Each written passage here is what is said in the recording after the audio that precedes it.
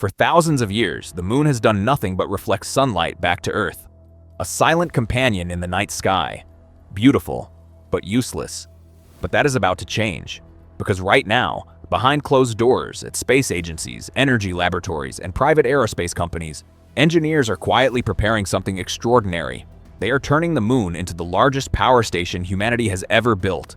Not on Earth, not in cities, not on land, in space. Solar collectors larger than football fields, wireless energy beams traveling thousands of kilometers, autonomous machines mining lunar soil, continuous electricity flowing to Earth without night, clouds, or weather interruptions. And once you understand how this system works, you'll realize something shocking. The future of Earth's electricity may not come from power plants. It may come from the moon. Stay with this video, because what you're about to learn will completely change how you see energy, space, and the future of civilization. Earth is running out of easy energy. Modern civilization runs on energy. Every screen you touch, every message you send, every AI model running in the background, every factory producing goods, every hospital saving lives depends on electricity. But the systems we depend on are reaching their limits. Fossil fuels pollute. Prices fluctuate, supply chains break, demand keeps rising. By the end of this decade, global electricity consumption is expected to grow dramatically. Driven by artificial intelligence, electric vehicles, cloud computing, automation, and smart infrastructure. Entire digital economies now depend on stable energy supply. Renewable energy helped slow environmental damage, but it didn't solve the core problem. Solar stops at night, clouds reduce output, wind depends on weather, hydropower depends on rainfall. Energy production on Earth remains unstable. And that instability is forcing engineers and governments to search for solutions beyond our planet. Why space changes everything. Above Earth's atmosphere, the sun never truly sets. No clouds, no storms, no seasons. Solar radiation in space is stronger and far more consistent than on Earth. Satellites in orbit receive sunlight almost 24 hours a day. That means space-based solar systems can generate electricity continuously, not just during daytime hours. Instead of acting as backup energy, space solar can operate as permanent baseload power, delivering steady output without interruption. This completely changes the economics of renewable energy. But this raises a critical question. Where should this infrastructure be built? Building massive stations directly in orbit is expensive. Launching everything from Earth is inefficient. That's where the moon becomes essential. Why the moon is the perfect energy hub. The moon is more than a lifeless rock floating in space. It contains valuable resources like silicon, aluminum, iron, and oxygen. These materials are exactly what engineers need to build solar arrays, support structures, energy storage systems, and fuel production facilities. Instead of launching everything from Earth, the moon can function as a production center.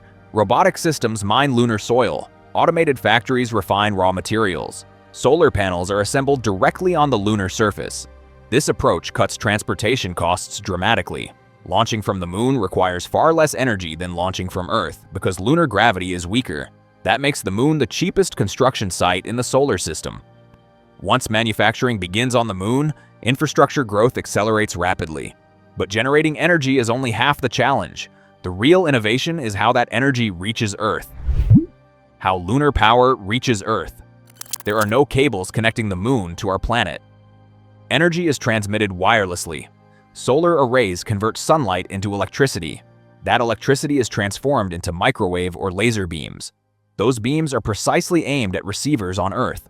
On the ground, large antenna systems capture the energy and convert it back into usable electricity. This technology sounds futuristic, but it already exists in experimental form. Military systems, space agencies, and research labs have successfully tested wireless power transmission at smaller scales. What's changing now is accuracy, automation, and scale. Advanced targeting systems and AI stabilization allow energy beams to remain locked on their targets with extreme precision even as Earth rotates and satellites move. For the first time, large-scale space power transmission is becoming realistic.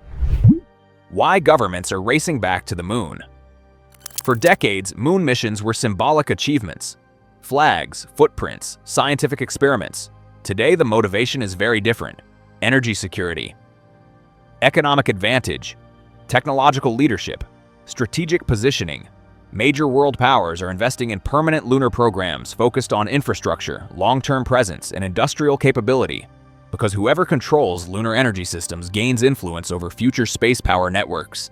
This isn't just competition, it's preparation for a new economic era, but for many years, one obstacle made this vision impossible: launch costs. The launch cost revolution. Reusable rockets transformed the economics of space. Instead of discarding spacecraft after one mission, modern vehicles can land, refuel, and fly again. This reduced launch costs by more than 90%. Suddenly, sending large amounts of material into orbit became affordable. High-frequency launches allow massive structures to be built piece by piece in space instead of all at once. Modular construction makes scaling faster and safer. And once lunar manufacturing becomes operational, Earth launches will decrease even further. The moon becomes partially self-sustaining. Infrastructure begins to grow without constant Earth support. What happens when Earth gets space power? If lunar power stations succeed, the effects will be global. Electricity prices could fall. Energy shortages could disappear. Remote communities gain reliable access to power. Freshwater desalination becomes cheaper. Industrial production expands. Entire regions that currently struggle with unstable grids could receive continuous energy supply. Cities would no longer rely entirely on fossil fuel networks. Energy would arrive directly from space. But the biggest transformation may not happen on Earth. It may happen above it. Space industry is the bigger goal. Lunar energy doesn't only power Earth. It enables orbital factories, satellite manufacturing, AI data centers, research laboratories, and space mining operations. Power is the foundation of industry. Once energy becomes abundant in orbit, manufacturing shifts away from Earth. Heavy pollution decreases. Industrial emissions drop. Energy-intensive production moves to space. The moon becomes the first node in a growing space-based economy, an economy that does not depend on Earth's limited resources, and that network expands faster with each launch.